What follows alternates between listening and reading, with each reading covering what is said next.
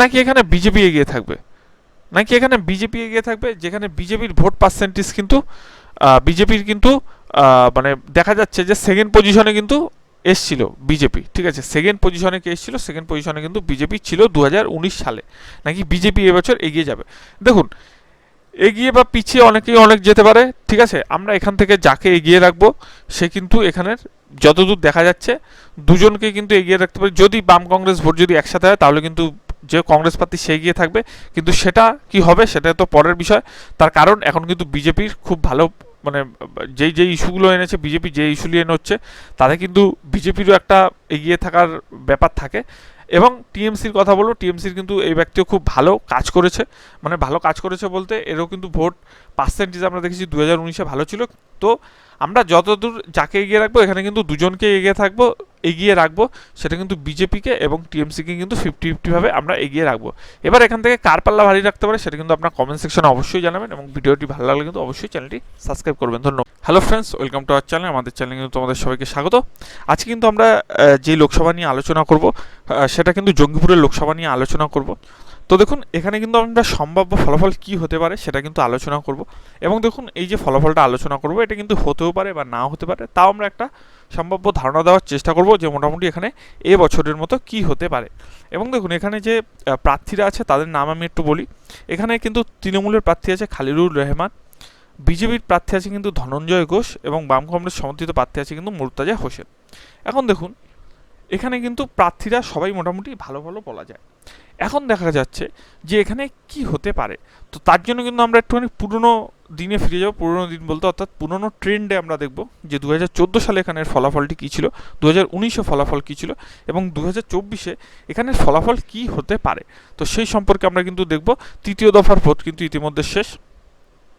দেখুন, এখানে 2014-এর একটু ফলাফলটা দেখি।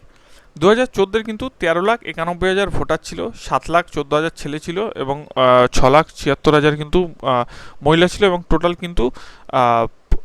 কিন্তু ভোটার ছিল 11,19,084টি, এবং ভ্যালিড ভোটার ছিল কিন্তু 11,08,005টি।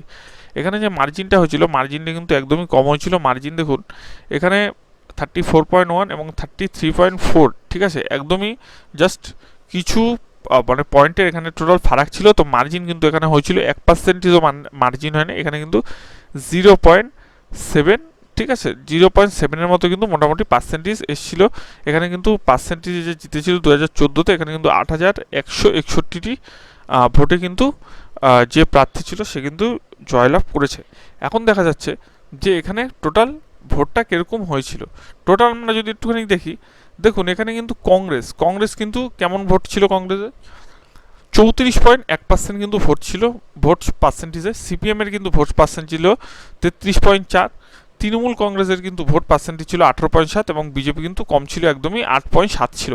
কিন্তু এর পরের বার যখন আমরা দেখব, পরের বার দেখবেন একদম পুরো উল্টে পাল্টে একাকার হয়ে গেছে, ঠিক আছে, ভোটের রেজাল্ট।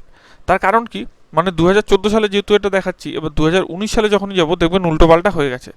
দেখবেন অনেকের ভোট বেড়ে গেছে, আবার অনেকের ভোট কমে গেছে। তো আমরা যেখানে এখানে উইনার কে কে হয়েছিল মোটামুটি আমরা একটু দেখে নিই। অভিজিৎ মুখার্জি কিন্তু কংগ্রেস থেকে দাঁড়িয়েছিল, এবং সে কিন্তু ভোট পেয়েছিল 3,78,000, এবং মুর্তাজা হোসেন কিন্তু সিপিএমের ফার্স্ট রান আপ হয়েছিল, অর্থাৎ সেকেন্ড দ্বিতীয় হয়েছিল, সে কিন্তু পেয়েছিল 3,70,000, অর্থাৎ 8,000 ভোটে কিন্তু হেরফের হয়েছে, একদমই কম ভোট, যেটা আমি বলছিলাম প্রথমে।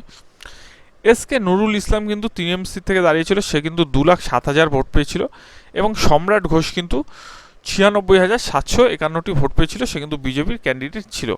এবার আরেকটি উল্লেখিত বিষয়, 2014 সালে কিন্তু টিএমসি পেয়েছিল 42টার মধ্যে 34টি, কংগ্রেস পেয়েছিল 42টির মধ্যে 4টি, বিজেপি পেয়েছিল 42-এর 2টি, সিপিএম পেয়েছিল 42-এর 2টি।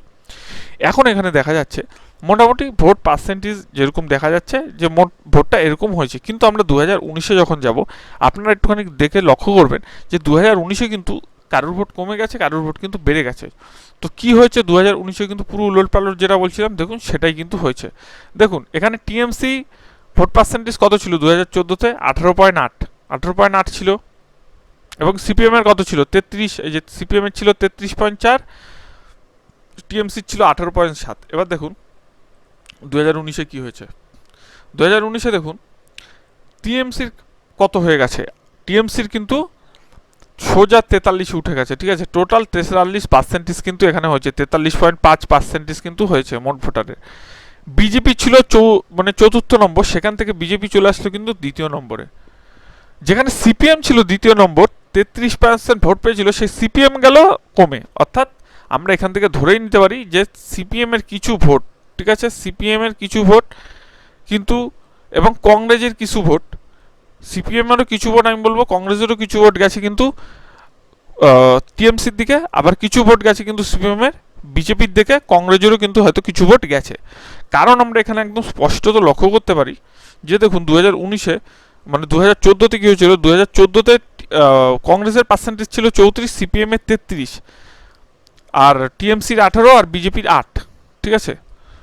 এই 34-33 গিয়ে কোথায় হয়েছে দেখুন, টিএমসির ছিল 34, টিএমসির হয়ে গেল 43, অর্থাৎ ভোট বেড়েছে। বিজেপির ছিল 8, বিজেপির হয়ে গেল 34, কংগ্রেসের ছিল 34 হয়ে গেল 19, এবং সিপিএম এর ছিল 33 হয়ে গেল 7। তার মানে সিপিএম এর ভোট এখানে দারুণভাবে কমেছে, মানে সিপিএম এর ভোটই এখানে কিন্তু কমেছে, যেটা বিশেষত দেখা যাচ্ছে, এবং ভোট কিন্তু বেশি পড়েছে কিন্তু বিজেপি আর টিএমসিতে। কংগ্রেসের ভোট কিন্তু কমে গেছে, যেখানে কংগ্রেস কিন্তু 8,000 ভোটে জিতেছিল। এবার আমরা যদি একটু মার্জিন লক্ষ্য করি, দেখুন মোট ভোটার সংখ্যা ছিল 17 লাখ, মেল ভোটার ছিল 8,74,000, ফিমেল ভোটার ছিল 8,38,000, টোটাল 13,04,000 ভোট পড়েছিল, এবং 12,93,000 কিন্তু ভ্যালিড ভোট হয়েছিল। যেই প্রার্থী ক্যান্ডিডেট মানে মার্জিনে জিতেছে সে কিন্তু 2,45,782 মার্জিনে কিন্তু জিতেছে, অর্থাৎ প্রচুর পার্সেন্টেজে কিন্তু এই ক্যান্ডিডেট জিতেছে। এখন দেখা যাচ্ছে এখানে কে কে জিতেছে। খালিলুর রহমান, সে কিন্তু টিএমসির প্রার্থী ছিল, সে কিন্তু 5,62,000 ভোট পেয়েছে। মফুজা খাতুন, সে কিন্তু বিজেপির ক্যান্ডিডেট ছিল, সে কত ভোট পেয়েছে, 3,17,000 কিন্তু ভোট পেয়েছে, যা কিনা ভোট পার্সেন্টেজে 24.30%। অভিজিৎ মুখার্জি, সে কত পেল, সে কিন্তু পেল 2,55,000 ভোট। এবং দেখুন সিপিএম এর অবস্থা কিন্তু এখানে খুবই খারাপ ছিল। আমি বারবার বলছি যে কথাটা, যে আমি এর আগের ভিডিওতে, যারা আমার ভিডিও মোটামুটি রোজ দিন দেখেন, আমি একটা কথা বারবার বলি, দেখুন 2014 সালে যা ভোট ছিল তার থেকে কিন্তু 2019 সালে প্রত্যেকটা জায়গায় বলতে গেলে টিএমসি কিন্তু ভোট পার্সেন্টেজ বাড়িয়েছে, প্রত্যেকটা জায়গায়। হ্যাঁ, সিপিএম এর ভোট পার্সেন্টেজ সব জায়গায় কমে গেছে, এবং সিপিএম এর ভোট পার্সেন্টেজ কমে কিন্তু বিজেপির ভোট পার্সেন্টেজ বেড়ে গেছে। এখান থেকে আমরা ইজিলি ধরতেই পারি যে সিপিএম এর কিছু ভোট তাহলে বিজেপিতে গেছে, আবার কিছু ভোট টিএমসিতে গেছে, কিন্তু সব থেকে বেশি ভোট গেছে কিন্তু বিজেপিতে, ঠিক আছে। সিপিএম এর যদি এখানে আলোচনা করা যায়, বেশিরভাগ ভোটই কিন্তু বিজেপির দিকে মোটামুটি চলে গেছে। আবার এখানে ধরা যাচ্ছে যে কংগ্রেসের কিছু ভোট কিন্তু টিএমসির দিকে গেছে, কংগ্রেসের কিছু ভোট কিন্তু টিএমসির দিকে গেছে। মোটামুটি হাড্ডাহাড্ডি টক্কর কিন্তু হচ্ছে। এবার দেখুন, একটা যখন ভোট হয় তখন ভোটে কিন্তু অনেকগুলো ইস্যুর উপর ভোট হয়। প্রথমত যেই স্টেটে যেই দল রয়েছে সেই দলের থেকে কিন্তু লোকসভা, অর্থাৎ দেশে কে রয়েছে তার মুখ দেখে কিন্তু ভোট হয়, লোকসভার ভোট। আবার বিধানসভার ভোট হয় কিন্তু যে মুখ্যমন্ত্রী হবে তার মুখ দেখে। অর্থাৎ বলতেই পারেন যে এখানে যেটা হবে যে আমাদের দেশের সরকার কি কি করলো, কি কি না করলো, কি কি দুর্নীতি করলো, কি কি স্ক্যাম করলো, এবং তার সঙ্গে যে আমাদের রাজ্য সরকার আছে সে কি কি বেকারদের কত কি চাকরি দিল, বা বেকারদের কত কি চাকরি দিয়েছে, বা স্ক্যাম কি কি করেছে, বা উন্নয়ন কি কি করেছে, বা কি কি নতুন স্কিম এনেছে, সেই সমস্ত দেখি কিন্তু একটা মানুষ বিচার করেই কিন্তু ভোট দেয়, ঠিক আছে। এটা কিন্তু বারবারই হয়ে আসে। কিন্তু কিছু কিছু জায়গায় ভোট হয় কিন্তু প্রার্থীর মুখ দেখে। এমন এমন জায়গা আছে দেখবেন প্রার্থী ঠিক করে কাজ করবে না, কিন্তু উনি জিতে গেছে, কেন, ওটা মুখ দেখে কিন্তু ভোট হয়ে যায়, ঠিক আছে। হয়তো পার্লামেন্টে এমন এমন লোক আছে যে মানে যাবেই না, ঠিক আছে, ভোটে জেতার পর পার্লামেন্টেই তার মানে হাজিরি দেখতে পাবেন না, কিন্তু তার কিন্তু দরকার পার্লামেন্টে। তার কারণ কি, একটা সবসময় মনে রাখবেন, আমরা যে ভোট একটা সিস্টেম নিয়ে চলে, সেই ভোট হচ্ছে গিয়ে আমাদের মানুষের, আমরা যারা জনগণ থাকি তাদের কিছু কিছু স্বার্থ আছে। স্বার্থ বলতে ধরুন কোনো কিছু উন্নয়নের ক্ষেত্রে আপনি তো সেটা সরকারের কাছে গিয়ে ডাইরেক্ট বলতে পারবেন না। আপনার প্রতিনিধিত্ব, অর্থাৎ আপনি ভোট দিয়ে যাকে লোকসভায় জেতাবেন, সে গিয়ে আপনার কথাটা তুলে ধরবে। কোথায় তুলে ধরবে? পার্লামেন্টে তুলে ধরবে। অর্থাৎ আপনার লোকসভাতে কী কী প্রবলেম আছে, কী কী অসুবিধা আছে, সেই জিনিসগুলো তুলে ধরবে। তো সে যদি পার্লামেন্টেই হাজির না হয় তাহলে সে মানুষের প্রবলেমটা বলবে কি করে? তো সেই ক্ষেত্রে দেখা গেল অনেকের ভোট এরকমও হয় যে হয়তো পার্লামেন্টে যায় না, তার মুখ দেখে ভোট হয়ে যায়, ঠিক আছে। তো মানুষের অবশ্যই এগুলো বোঝা উচিত, কারণ এখন বলতে গেলে সবাই মানে সব মানুষেরই এটা বোঝা উচিত যে ভোট দিতে হবে কিন্তু এমন এমন ব্যক্তিদের যে কিনা কাজ করবে, দেশের জন্য যে কাজ করবে তাকে কিন্তু ভোট দিতে হবে। এবার কাকে ভোট দেবেন সেটা আপনার ব্যক্তিগত ব্যাপার, কিন্তু একটা কথা বলছি, চ্যানেলে নতুন হলে কিন্তু অবশ্যই চ্যানেলটি সাবস্ক্রাইব করে পাশে থাকা বেল আইকনটি ক্লিক করবেন। দেখুন অনেক কথা বলে ফেলার পর একটা কথা বলছি যে দেখুন 19-এ কিন্তু টিএমসি পেয়েছিল 42টার মধ্যে 22, বিজেপি পেয়েছিল 42টার মধ্যে 18, কংগ্রেস পেয়েছিল 42টার মধ্যে 2টি, আর সিপিএম কিন্তু একটুও পায়নি। এখন দেখা যাচ্ছে এখানে সম্ভাব্য কে জিততে পারে। দেখুন, আমরা একটা কথা বলছি, আমরা কিন্তু এটুকুই জাস্ট বলতে পারি কে এখানে এগিয়ে থাকতে পারবে, কিন্তু এটা জাস্ট সম্ভাব্য একটা কথা।